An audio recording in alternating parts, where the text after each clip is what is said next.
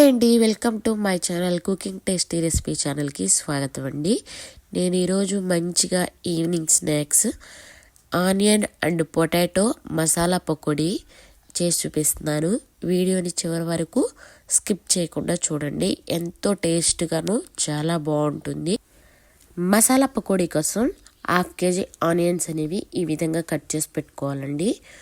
1/2 kg ఆనియన్స్కి నేను 2 potatoes అనేవి ఈ విధంగా కట్ చేసుకొని ఉంచుకున్నాను. ఈ విధంగా 2 పొటాటోస్ కట్ చేసుకొని ఆనియన్స్లోకి యాడ్ చేసుకోవాలి. పొటాటోస్ అనేవి ఈ విధంగా కట్ చేసుకోవాలి. మరీ సన్నగాను మరీ లావుగాను కట్ చేసుకుంటే బాగుండవు. అలానే మరీ సన్నగా కట్ చేసుకుంటే త్వరగా మాడిపోయే అవకాశం ఉంది. లేదంటే మరీ లావుగా కట్ చేసుకుంటే ఉడకడానికి టైం తీసుకుంటాయి. అలాగే చిల్లీ, ఒక గుప్పెడు కరివేపాకు, అలాగే 1 tablespoon ginger garlic paste అండి. అలాగే 1/2 స్పూన్ పసుపు, 1 స్పూన్ సాల్ట్ అంటే రుచికి తగినంత సాల్ట్, 1 స్పూన్ కారం అనేది యాడ్ చేసుకోవాలి. ఆల్రెడీ మనం చిల్లీ యాడ్ చేసుకున్నాం కాబట్టి కారం కొంచెం తక్కువగానే వేసుకోవాలి. గరం మసాలా 1 స్పూన్, 1 స్పూన్ ధనియాల పొడి, అలాగే 1 కప్ శనగపిండి అనేది కూడా యాడ్ చేసుకున్నాను. మరింత క్రిస్పీనెస్ కోసం 2 టేబుల్ స్పూన్ వరిపిండి అనేది కూడా యాడ్ చేసుకుందాము.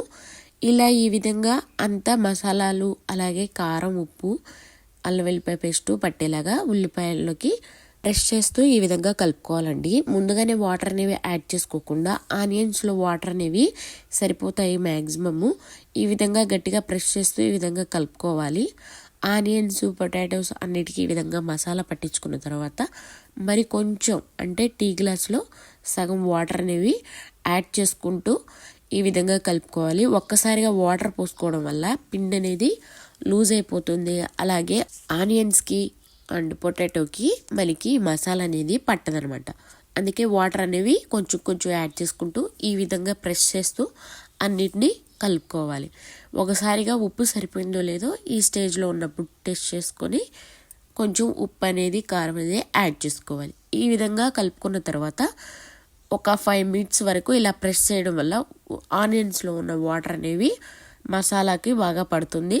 అలాగే చాలా క్రిస్పీగా కూడా వస్తుంది. ఈ విధంగా కలుపుకొని మనం పక్కన పెట్టుకోవాలి. చూసారు కదండి, ఈ విధంగా కలుపుకోవాలి.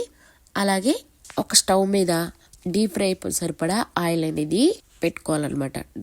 ఎక్కువ ఆయిల్ అనేది ఓవర్ హీట్ అనేది అవ్వకూడదు. ఈ విధంగా హీట్ అనేది అవ్వాలి. ఈ విధంగా హీట్ అవడం వల్ల మనకి పొటాటో అనే ఆనియన్ అనేవి స్లో ఫ్లేమ్లో కాలడం వల్ల చాలా క్రిస్పీగాను టేస్ట్గాను ఉంటాయి.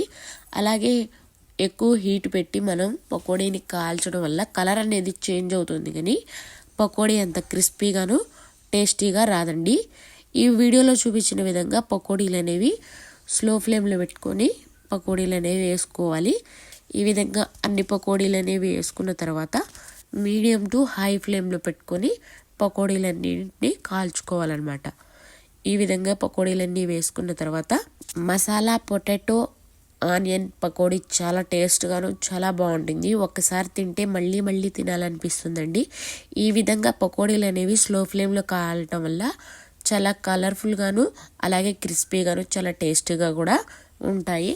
ఈ పకోడీలు 2 రోజుల వరకు ఎటువంటి స్మెల్ ఏమీ రావండి. ఈ విధంగా కాలిన తర్వాత మనం ఇప్పుడు గరిటె పెట్టుకొని రెండో వైపు తిప్పుకున్న తర్వాత గోల్డెన్ బ్రౌన్ కలర్లో వచ్చిన తర్వాత మనం పకోడీలు అనేవి ఈ విధంగా ఈ కలర్లో అనేవి కాల్చుకోవాలండి. మనకి పొటాటోస్ ఉడకవనే డౌట్ అనేది ఉండదండి. పొటాటోస్ కూడా సేమ్ ఆనియన్స్ లాగే క్రిస్పీగా చాలా స్పైసీగా చాలా బాగుంటాయి. ఈ విధంగా ఉడికిన తర్వాత మనం ఒక ప్లేట్లో టిష్యూ పేపర్ వేసుకొని సర్వ్ చేసుకోవడమే. ఎంతో టేస్టీగా ఎమ్మీగా మసాలా పొటాటో ఆనియన్ పకోడీ చాలా బాగుంటుందండి. మీరు ఎప్పుడు ట్రై చేయకపోతే ఒకసారి ఈ విధంగా ట్రై చేసి ఎలా వచ్చిందో కామెంట్ రూపంలో నాకు తెలపండి.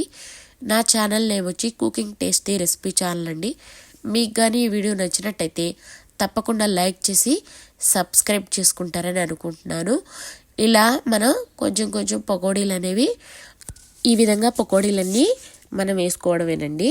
ఇలా కాలిన పకోడీలు ఎక్కువ నూనె కూడా పీల్చవు, చాలా క్రిస్పీగాను టేస్టీగాను చాలా బాగుంటాయి. చూసారు కదండి, ఎంతో సింపుల్గాను ఎంతో టేస్టీగా సింపుల్గా ఆనియన్ పొటాటో మసాలా పకోడీ ఈ విధంగా తయారు చేసుకోవచ్చు.